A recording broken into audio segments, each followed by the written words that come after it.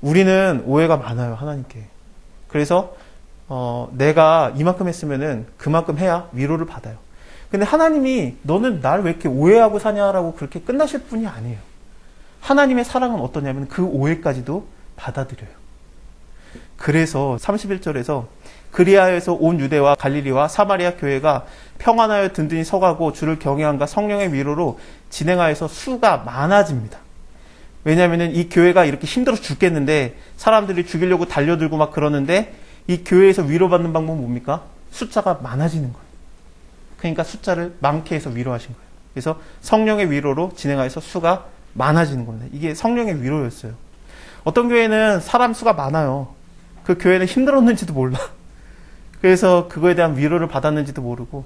근데 저는 또 이거를, 그럼 작은 교회는 위로를 덜 받았냐? 그거 작은 교회처럼 위로받기 갈급한 교회가 어디 있는데. 근데 무조건 이거는 이거다라고 말하는 게 아니라, 큰 교회는 교회가 크다고 위로를 받는 게 아니라 대부분의 교인들 중에 작은 교회 다니시는 분들, 큰 교회 다니시는 분들을 좀 두고 보면은 다 그런 건 아니에요. 근데 어떤 상황이 되냐면은, 교회 컨설팅을 제가 이제 박사 논문을 썼으니까 그때 연구한 데이터들을 보면은 왜 큰 교회 다니세요라고 미국 사람들한테 물어봤어요. 위로받고 싶어서 다니는 거예요. 그러니까 나는 이 교회 들어가면은 위로가 되는 거예요.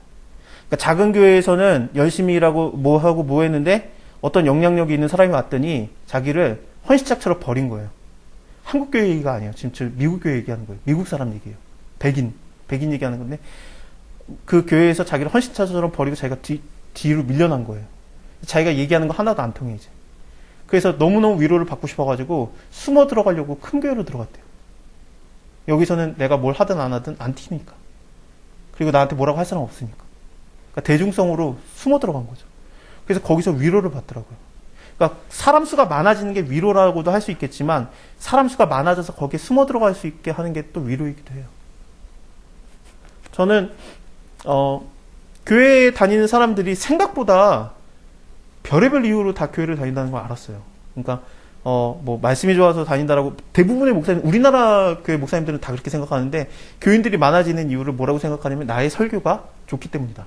메시지가 좋기 때문이다라고 생각하는데 그거를 실제로 계산을 해보고 설문해가지고 퍼센트를 내봤더니 4%가 목사님의 설교가 좋다라고 생각해서 교회를 다닙니다. 그게 그 교회를 다니는 결정적인 이유예요. 4%가. 그래서 그 목사님들은 내 모든 상과 내 모든 열정과 내 모든 시간을 다 쏟아가지고 설교에다 쏟아 부어요. 그 다음에 딱 하는데 그거에 대해서 영향력을 딱 받는 사람은 4%인 거예요. 이 교회에 나온 결정적인 이유가. 다른 이유는 뭐냐면 그냥 교단이 같으니까. 그냥 가까우니까. 뭐 그런 거예요. 주차 공간이 넓더라. 그런 걸로 그 교회를 다니는 게 훨씬 많아요. 그럼 어떻게 되겠습니까? 그 교회를 설문을 한 다음에 주차 공간 때문에 교회 온 사람이 20%가 넘는 거야. 그럼 어떻게 되겠습니까? 주차 공간을 더 넓혀야지. 그쵸? 그래가지고 완전 그 설문을 한 거를 갖다가 그 교회한테 드림으로 보여주잖아요. 그래서 이제 컨설팅을 해주잖아요. 교회 방향은 이겁니다. 그러면 목사님들이 충격을 먹어요. 내 설교는 아무것도 내가 지금 뭐란 거였나? 막 그러는 거죠. 그래가지고 어디는 막 진짜 웃겨요. 막 앞에서 막 그 안내하는 집사님이 너무 잘생겼다. 그걸로도 와요. 그 사람을 보면 막 하루에 막 한 주 동안의 괴로움에 위로를 얻는 거야. 어서 오세요 하고 손 한번 딱 잡아주면 위로를 얻어. 오는 이유가 전혀 달라요. 그래서 물론 말씀이 좋으면 좋죠. 근데 그거는 극히 일부분이고. 그러니까 사람 수가 많아진다라는 게 이게 되게 묘한 느낌이 있는 단어예요. 그래서 이게 사람 수가 많아지면 무조건 성령의 위로를 받은 거고 적으면 아닌가. 그거에 대해서 아까 부유하면은 하나님께 무조건 복을 받은 거고 아니면 아닌가. 그렇지는 않다라는. 사랑은 받긴 받아요. 가난하든 부유하든. 근데 거기서 더 받는 거는 그냥 진짜 덤으로 받는 거죠. 진짜 물질이라든지 그런 거는. 얼마든지 그냥 하나님이 더 줄 수 있으니까. 그래서 오해를 많이 푸시고 내가 열심히 해야 하나님이 나한테 붓겠구나. 그런 생각부터 버려야 돼요. 물론 그래요. 근데 하나님께서 주시는 분이다. 복의 근원이다라는 걸 믿으면 되는데 내가 열심히 안 해서 덜 받았나? 그러면은 안 되는 겁니다. 그런 건 아니에요. 주시고자 하면 주는 거고 아니면 아니고. 아브라함 같은 경우에는 내가 너에게 지시한 땅을 가라 그랬는데 거기에 왔더니 가뭄이니까 하나님 말씀 들으면 좋을 줄 알았더니 안 좋네, 상황이 안 좋아졌네 해가지고 애굽으로 떠난 게 하나님께 불순종한 거였고 자기 아내 팔아먹었는데 그거에 대한 대가로 하나님이 부유하게 하셨거든요. 뭘 잘해서 하나님이 부유케 하는 게 아니라 그냥 주면 주는 거고 아니면 아닌 거고 그런 거예요. 그래서 나는 그런 받을 자격도 없냐, 나는 그동안 못했느냐, 그렇게 생각하지 말라는 겁니다. 하나님 저도 좀 주시면 주시고 아니면 아니고, 근데 좀 초월할 필요는 있어요. 그거 너무 달려들 필요도 없고 그렇습니다. 숫자가 많은 게 성령 충만한 교회도 아니고 숫자가 적으면 하나님이 거기 없냐 그런 것도 아니에요. 절대 그런 게 아니라 그냥 상황에 따라 달라요. 때 베드로가 사방을 두루 행하다가 루다에 사는 성도에게로 내려갑니다. 루다라는 지역은 루다 여기 나오죠. 여기 가운데. 여기 예루살렘에 있다가 루다로 왔고요. 그 다음에 요바로 왔다가 가이사라로 올라갈 겁니다. 가이사라, 이 길을 하나님이 인도하신 거예요. 왜냐면 가이사라에 고넬료가 있기 때문에 고넬료한테 바로 가라 그러면 안 갈 거니까 점점 가까이 가는 거죠. 루다 갔다가 요바 갔다가 가이사라 가게 하는. 하나님의 인도함입니다. 그래서 한 발 한 발 가게 한 거예요. 그래서 일단은 루다를 가고 그 다음에 여기까지 온 김에 요바로 가고 요바까지 온 김에 가이사라로 가는 거예요. 그러니까 하나님이 처음부터 네가 이방인 가이사라에 있는 고넬료를 만나라 그러면 안 갈 것 같으니까 이제 한 발 한 발 여기까지 가게 하고 또 여기까지 가게 하고 여기까지 가게 하고 그러는 거죠. 그래서 이 루다에 왔고요. 거기서 이제 애니아라고 하는 사람을 만남에 그가 중풍병으로 상에서 누운 지 8년이나 지났었습니다. 베드로가 가로되 애니아야, 예수 그리스도께서 너를 낫게 하시니 일어나라, 네 자리를 정돈하라 한데 곧 일어나니 루다와 사론에 사는 사람들이 다 그를 보고 주께로 돌아왔습니다. 그래서 이 사론이 샤론의 꽃 거긴데 결국에는 가운데 지역입니다. 거기는 진짜 좋은 땅이에요. 여기는 분지 지역이에요. 이스라엘 분지라 그래가지고 이스라엘 골짜기라고 해가지고 이스라엘이 아니고 이스라엘 골짜기라고 해가지고 이게 분지 지역이어서 여기는 비가 안 와도 계속 안개가 만들어지는 지역입니다. 그래서 기드온의 300용사 그때 하나님께서 큰 용사야 주께서 너와 함께 하시도다. 그러니까 내가 무슨 큰 용사야, 내가 하나님께서 나를 미디안을 몰아내는 걸로 쓰실지 아니실지 어떻게 알겠습니까? 그랬을 때 실험을 한 게 양털을 갖다 놓고서 그게 젖는지 안 젖는지를 하지 않습니까? 여기는 비가 오든 안 오든 무조건 젖어요. 아침이 되면. 그래서 그런 좋은 땅인데 늦은 비의 혜택, 이른 비의 혜택 이런 것도 다 여기서 나오는 얘기들이에요.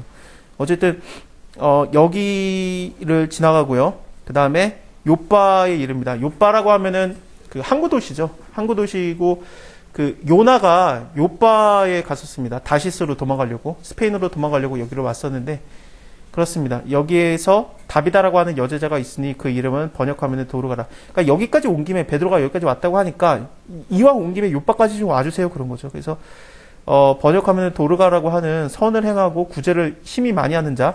자, 여기서 눈여겨볼 만한 게 선행을 행하고 구제를 많이 하는 자입니다. 그 가이사랴 고넬료 10장을 먼저 보면은 그는 어떤 자입니까? 선행을 많이 하는 자예요. 경건하고 하나님을 경외하는 자고 이 사람은 구제가 많은 자다라고 돼서 이 구제가 하나님 앞에 상달되어 기록된 바라고 돼 있기 때문에 이 사람은 이 위에 사람하고 행동은 똑같아요. 근데 유대인이냐 아니냐 그 차이였던 거죠. 그래서 베드로가 받아들일 수 있게 한 발 한 발 내딛게 하는 겁니다.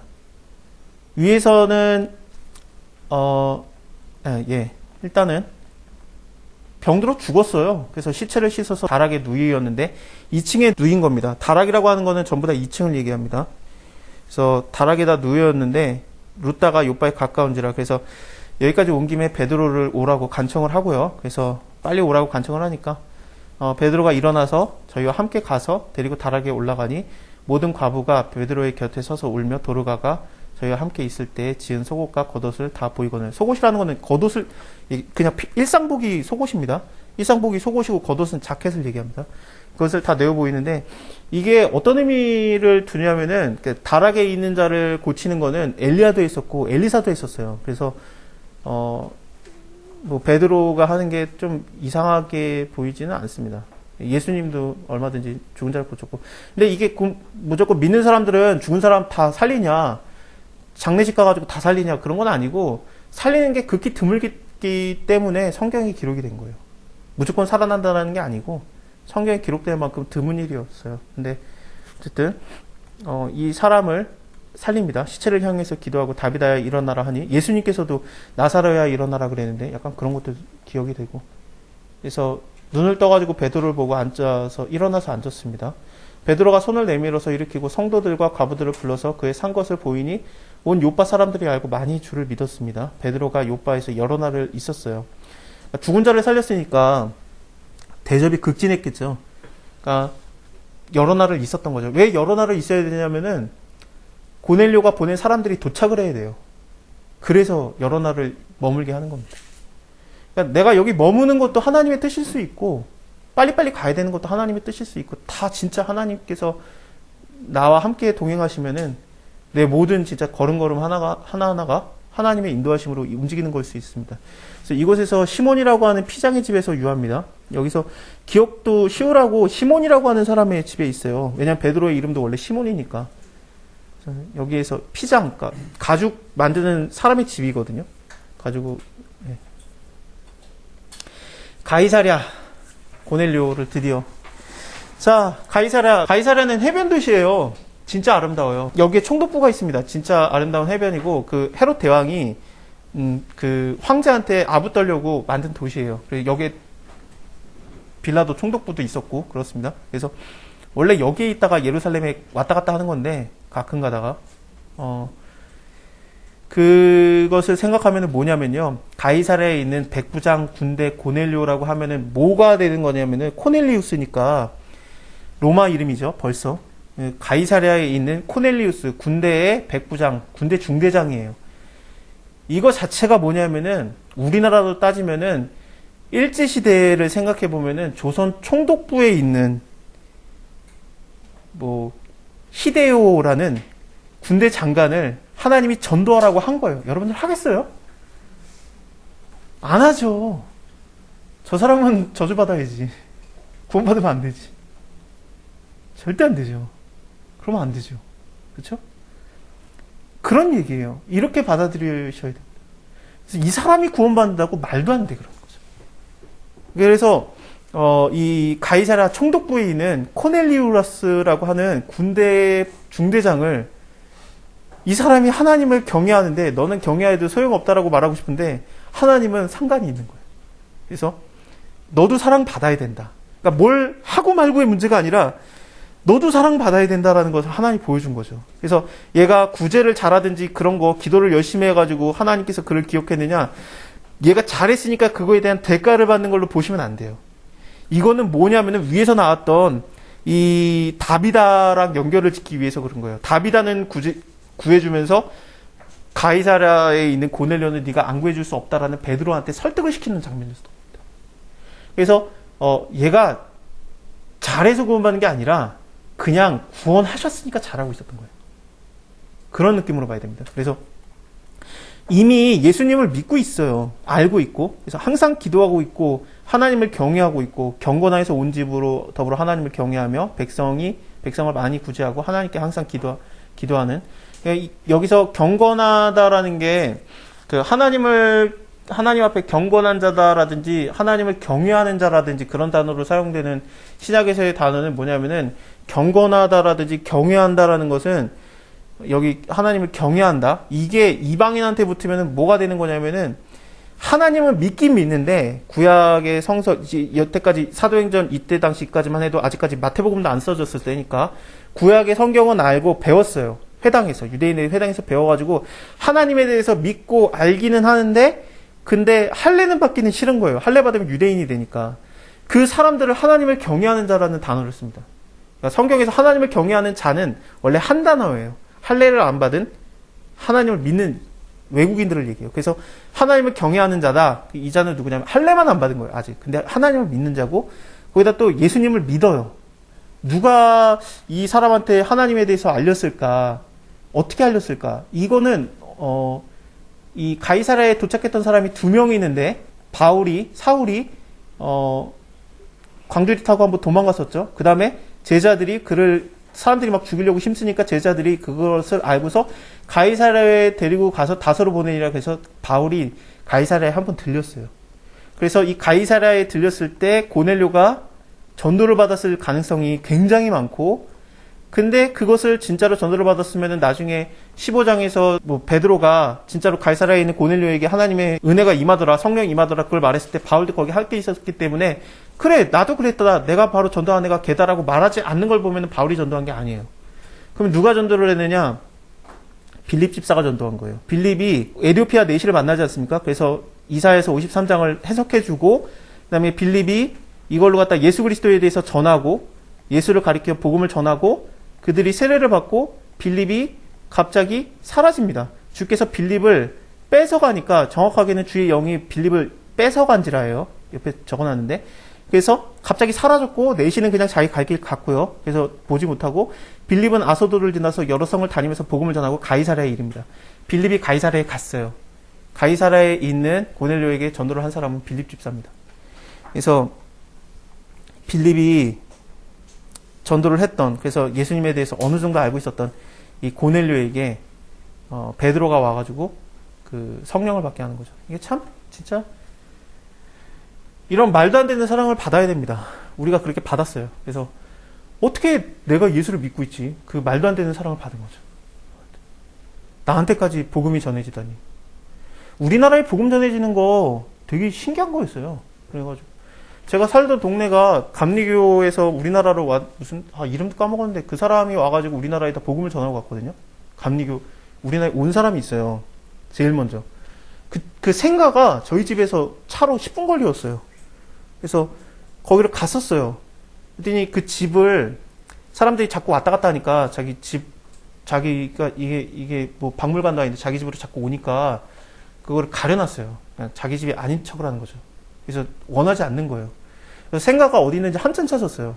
그래가지고 찾은 다음에 그 사람이 다니는 교회에 갔는데, 교회 갔더니 여기에 우리나라에 한국에 전도하러 온 사람, 감리교 사람이 있다고 해가지고 궁금해가지고 왔다 그랬더니 그 사람이 너무나도 밝게 말하면서 그 안내지를 주는 거예요. 근데 그 안내지가 한국어로 써 있는 거예요. 왜 한국어로 써 있겠습니까? 한국에서 만들어가지고 그 교회에다 줬어. 그 교회는 그 사실을 몰라요. 몰랐어. 아펜젤론가 그래, 이름이. 하여튼 막 그래요. 그래서 우리 교회에서 그랬었어? 그런 거예요. 그 감리교 총연합에서 해가지고 그 브로셔 가지고 돈 내고 잔뜩 해가지고 그 교회 도네이션하고 생가에다가도 돈 주고 그러니까 거기서 앞에서 막 사진 찍고 그러니까 우리 교회에 그런 청년이 있었어. 그러면서 그제서야 알아요. 그 교회에서도 모르는 어떤 청년이 이름도 알지 못했던 한국에 와가지고 전도를 한 거예요. 그게 우리까지 오는 거죠. 장로교도 그렇고, 장대원 교회도 그렇고, 딱 그래요. 미국에서 출발을 해가지고 이름도 모르든 한국에 딱 왔는데 배에서 내리기 전에 순교당하지 않습니까? 배에서 내리기도 전에 순교당하면서 이거를 성경책을 떨어뜨려요. 그걸 주워요. 종이가 너무 좋네. 그래서 벽지를 발라요. 그게 교회가 됐어요. 이런 말도 안 되는 사랑을 우리가 받은 거예요. 왜 우리가 사랑을 받지? 그러면서 이렇게 된 거죠. 그래서 너무너무 사랑을 받는 존재인데 내가 그 사랑을 오해하고 안 받아들이고 내가 그렇게까지 사랑을 받을 리가 없어라고 우리가 하나님의 사랑을 좀 제한하는 경우가 많습니다. 그러지 마세요. 영혼 구원에 대한 것은 당연한 거고 우리 물질에 대한 거는 이 모든 것을 더하시리라. 그러니까 이렇게 베드로를 이끌어온 것처럼 자기를 먼저 전도한 게 빌립, 그게 아니어도 사도 바울이에요. 거기다 베드로가 와가지고 근데 하나님이 직접, 그러니까 나는 너 구원하겠다라는 거죠. 나는 너 구원할 생각이 있다. 그래서 이튿날에 일단은 기도를 하고 있을 때 제 9시쯤에 환상 중에 밝히 봄에 하나님의 사자가 들어와서 가로되 고넬료야 하니 고넬료가 주목하여 보고 가로되 주여 무슨 일입니까? 이거 바울 만나주는 장면과 비슷하잖아요. 주여 누구십니까? 막 이런 것들. 천사가 가로되 네 기도와 구제가 하나님 앞에 전달되었다. 기억한 바 되었으니 네가 지금 사람들을 요바로 보내서 베드로라고 하는 시몬을 청해라. 저가 피장 시몬의 집에 있다. 얼마나 외우기 쉽습니까? 베드로라고 하는 시몬을 청해라. 그는 시몬의 집에 있다. 시몬의 집에 가서 시몬이라고 하는 사람을 데려와라. 이거 외우기 쉽게 하나님이 배려를 한 거죠. 우리 하나님이 얼마나 섬세하냐면 이런 것까지 맞춰주는 거예요. 시몬의 집에 있는 거기에 다른 사람인데 시몬이라고 하는 사람이 있어. 잊혀지지도 않아요. 누군지 어떻게, 여기 2205호잖아요. 제가 자주 들렸던 어떤 한 청년의 집이 있어요. 2205호예요. 그 다음에 저기 강남 역삼동에 거기 회사에 거기서 성경 공부를 또 하는데 거기가 2205호예요.